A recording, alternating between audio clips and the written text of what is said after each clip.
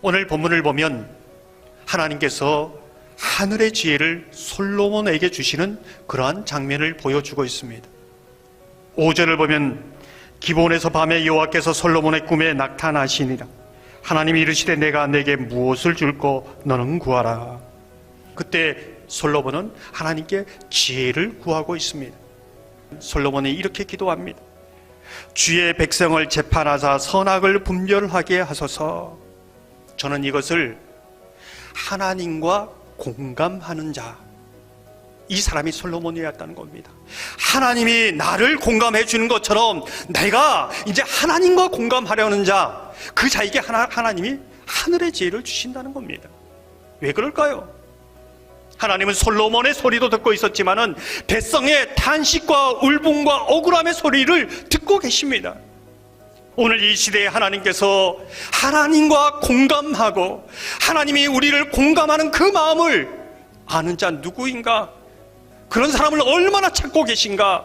오늘 성경에 여과 없이 보여주고 있습니다. 10절을 보면 솔로몬이 이것을 구하며 그 말씀이 주의 마음에 맞은지라. 하나님이 너무 기뻐서 줄 수 있는 모든 것을 다 줍니다.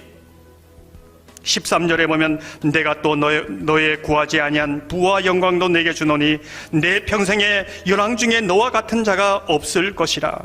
사랑하는 성도 여러분, 저와 여러분이 하나님과 공감하며 하나님의 지혜를 가지고 세상 가운데 보내지는 자 되기를 주님의 이름으로 축원합니다.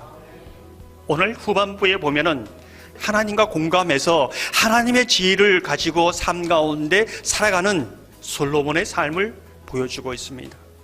어느 마을에 매춘부 두 여인이 한 지붕 안에 살고 있습니다.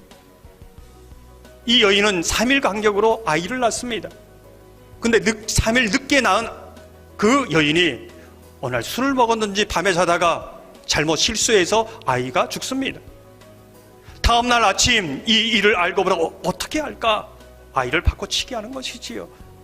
그리고 자기 아이라고 우기는 겁니다. 솔로몬에게 찾아가 판결을 요구하는 것이지요.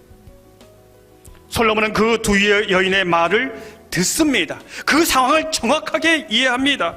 그리고 판결을 하지요. 그 아이를 쪼개라. 그때 진짜 엄마는 아기를 살리려고 합니다. 저 여인에게 주라고 합니다. 그때 솔로몬은 저 여인이 진짜 엄마다.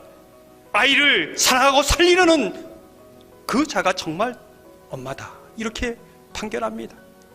듣고 상황을 하고 여기에 더 나아가 정확하게 하나님의 뜻 안에서 선과 악을 하나님의 뜻을 밝혀내고 있습니다. 이게 하나님의 지혜라는 것을 보여주고 있습니다.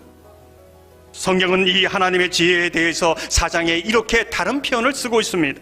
열왕기상 4장 29절을 보면 하나님이 솔로몬에게 지혜와 총명을 심히 많이 주시고 또 넓은 마음을 주시되 바닷가에 모래같이 하시니. 넓은 마음이 무엇입니까? 사람들과 할 수 있는 공감 능력입니다. 공감 능력.